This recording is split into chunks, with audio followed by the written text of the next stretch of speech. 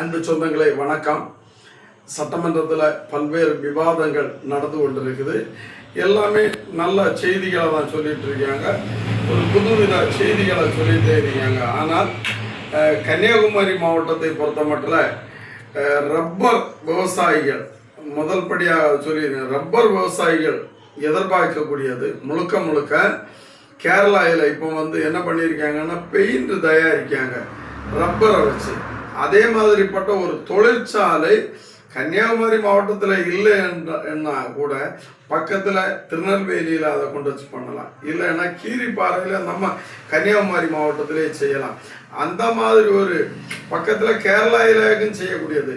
இதை பற்றி சட்டமன்றத்தில் எதுவுமே பேசவில்லை. ஏன்னா இங்கே மெயினாக இருக்கக்கூடியது நாகர்கோயில் கிழக்கு பகுதியில் முழுக்க பார்த்தாச்சுன்னா விளை நிலங்கள் அவ்வளோ இன்னைக்கு வீட்டு மனையாக மாறியாச்சு. இது நான் சொல்லணும்னா நீங்கள் நாகர்கோயிலில் அந்த வடசேரி பார்வதிபுரத்தில் நின்று பார்த்தாலே உங்களுக்கு தெரியும். விளை நிலங்கள் மாவட்ட நிர்வாகம் இருக்கக்கூடிய இடத்துல அவ்வளவும் என்னதான் சட்டத்தை நீங்கள் கொண்டு போட்டாலும் விளை நிலங்கள் எல்லாம் இன்னைக்கு பயங்கரமான கட்டுமான அந்த கிம்ஸ் மருத்துவமனையை சுற்றி அவ்வளவும் வீட்டு மனையாக மாறிட்டு. இதை ஒன்று மேற்கு பகுதியில் ரப்பர் விவசாயம் நடக்குது, நல்ல ஈல்டு தருது. இதற்கு ஒரு தொழிற்சாலை அமைத்தால் 1000 லட்சக்கணக்கான மாணவர்களுக்கு படித்த பட்டதாரிகளுக்கு வேலை வாய்ப்பு கிடைக்கும். அது இப்போ கேரளாவில் பெயிண்ட் தயாரிக்காங்க. ஏன் குமரி மாவட்டத்திலிருந்து போகக்கூடிய 6 சட்டமன்ற உறுப்பினர்கள் ஏன் நீங்கள் ஒரே ஒரு மசோதா ஒரு தொழிற்சாலை உருவாக்க உங்கள் வாயால் பேசவே இல்லை? இன்னொன்று பேசியாங்க மலையாளத்தில் எழுதி வச்சா தமிழில் அது ஒன்றும் விஷயம் இல்லைன்னு சபாநாயகர் சொல்லிட்டாரு. இடதுகரை சேனல் தூர்வாரி அந்த ஆக்கிரமிப்புகள் எல்லாம் எடுத்து அது செய்யணும்னு மரியாதைக்குரிய பிரவீன் அவங்க சொல்லாங்க. இது எந்த அளவு சாத்தியம் என்பது இருக்கக்கூடிய இந்த 4 ஆண்டுகளில் இது ஃபர்ஸ்ட் ஆண்டு. நீங்கள் ஏன்னா மீண்டும் பேசிட்டு இந்த காலத்தில் யாருமே விட்டு பின்வலிக்க மாட்டாங்க. நீங்கள் பேசுனது அரசு நீங்கள் என்ன செய்தீங்கன்னு பார்த்துட்டு இருப்பாங்க. ஏன்னா எனக்கு தெரிந்து முழுக்க அவ்வளவும் ஆக்கிரமித்து வச்சுருக்காங்க, கட்டுமான பணிகள் செய்து வச்சுருக்காங்க. அங்கிட்டு கேரளாவிலிருந்து தண்ணி விட்டால் கூட நீங்கள் அந்த ப்ராஜெக்டை 1 ஆண்டுகள் எடுத்துக்கோங்க, இருந்தாலும் இந்த 4 ஆண்டுகள் எடுத்துக்கோங்க. அந்த சேனலை நீங்கள் தூர்வாரி எத்தனை வீடுகளை இடிப்பீங்கன்னு நாங்கள் மக்கள் பார்த்துட்டே இருப்போம். ஏன்னா இப்போ நாங்கள் மக்களாக உங்கள்கிட்ட இந்த வீடியோவில் பேசி நீங்கள் சட்டமன்றத்தில் பேசுதியா, கோரிக்கையை வைக்கிதியா, அது சீரியஸாக பேசுதீங்களா என்னன்னு தெரியாது. நாங்கள் இந்த 4 ஆண்டுகள் முடியாமல் நீங்கள் நிறைவேற்றினீங்களா? அந்நையார் இடதுகரை சேனல் தண்ணி முழுக்க விவசாயத்திற்கு போச்சுதா போகலையான்னு நாங்கள் பார்ப்போம். இந்த கேள்விகளை கேட்போம். அது ஒரு நையாண்டி அடித்து தமாஸ் பண்ணி நாங்கள் மேக்சிமம் விட மாட்டோம். அடுத்து இன்னொன்று சொல்ல விரும்புகிறோம். இந்த ஒரு மசோதா சிறுபான்மையினருக்கு எதிராக பார்லிமெண்ட்டில் கொண்டாடுறாங்க, அது வெளிநாட்டு உதவிகள் நிறுத்தப்படுதுன்னு மரியாதைக்குரிய பத்மநாபபுரம் தொகுதியினுடைய எம்எல்ஏ பேசியிருக்காங்க.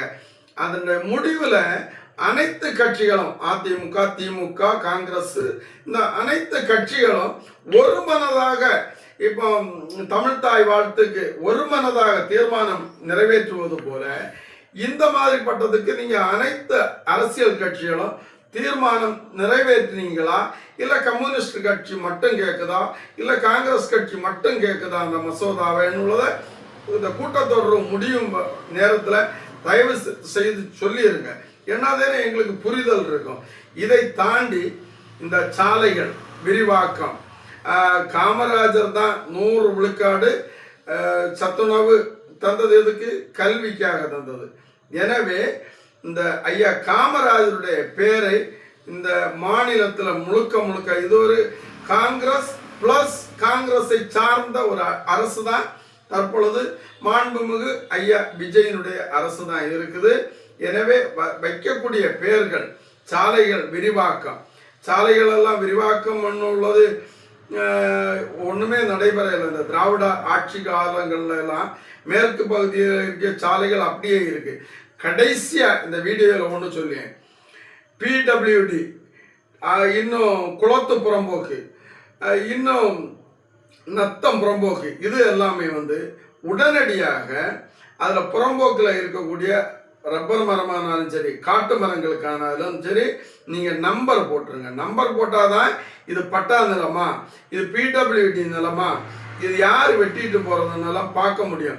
இது சட்டமன்றத்தில் என்னால் சொல்ல முடியாது, நீங்கள் சொல்லுதியா எங்களுடைய மக்களுடைய குறை இந்த வீடியோ மூலமாக தெளிவுபடுத்துதான். பிடபிள்யூடியில் இருக்கக்கூடிய சாமானியப்பட்ட மக்களுக்கெல்லாம் பல்வேறு பெரிய பெரிய தனவந்தர்கள் நிலங்களை எடுத்து வச்சிருக்காங்க. அவங்களுக்கு முறைப்படுத்தி பட்டா போட்டு கொடுங்க. நீங்கள் பட்டானாலாம் இந்த முக்கியமான இஷ்யூ. நிலத்தை கொடுக்காமலே பட்டா போட்டு கொடுத்ததாக இந்த சட்டமன்ற கூட்டத்தொடரில் நீங்கள் பேசுங்க. எனவே பல ஏக்கர் நிலங்கள் தனியார் வசம் இருக்குது. அந்த இடங்கள்ல எல்லாம் பிடபிள்யூடி நீர் ஆதாரங்கள்ல இருக்கக்கூடியவங்களை எல்லாம் இடம்பெயர செய்து முறைப்படுத்துங்க என்பது குறைந்தபட்ச இந்த விவசாயினுடைய கோரிக்கை. மீண்டும் இனி ஒரு செய்தியை சொல்லி, இந்த குமரி மாவட்டத்தில் அதிர்வு மண்டலம்னு ஒன்று கொண்டு வந்திருக்குதுங்க. சட்டமன்றத்தில் 6 சட்டமன்ற உறுப்பினர்களும் இதை குறித்து எதுவுமே தெரியாத மாதிரி இருக்குது. இதை கண்டிக்கல. நான் உங்களுக்கு கோரிக்கை வைக்க, நான் ஒரு காங்கிரஸ்காரனா இருந்து எல்லாமே கண்டிப்புன்னு சொன்னா உங்களுக்கே எரிச்சல் வந்துடும். இந்த அதிர்வு மண்டலம், தனியார் காடு, சூழியல், காக்கை, கஸ்தூரி ரங்கன், இப்போ 6வதாக நீங்க என்ன கொண்டு வந்திருக்கிறீங்கன்னு சொன்னா 13 மண்டலங்களை அதிர்வு மண்டலமாக கொண்டு வந்திருக்கிறீங்க. உங்களுடைய கண்கள்ல பாறையை அடிச்சு தகர்த்து 6ஆக இருந்ததை இப்போ 12ஆக மாற்றிருக்காங்க. நான் அதை குறித்து பேச வரல.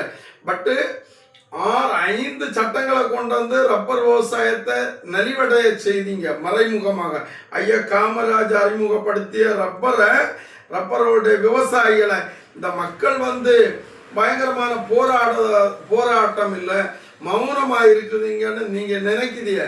பட் எல்லாரும் மனதுக்குள்ள குமுறி கொண்டிருக்காங்க. நீங்க இப்போ ஒரு அதிர்வு மண்டலம்னு கொண்டு வந்திருக்கிறீங்க. ஏன் கொண்டு வந்தீங்கன்னு உள்ளது உங்களுக்கும் தெரியாது, எங்களுக்கும் தெரியாது.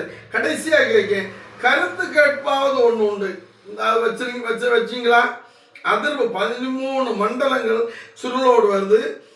தோவாளை, இப்படிப்பட்ட 13 மண்டலங்களை அரசு அறிவிச்சிருக்கு அதிர்வு மண்டலமாக. மக்களும் ஒன்றும் தெரியாம தினம் பத்திரிகை படிக்கிறது போகுது.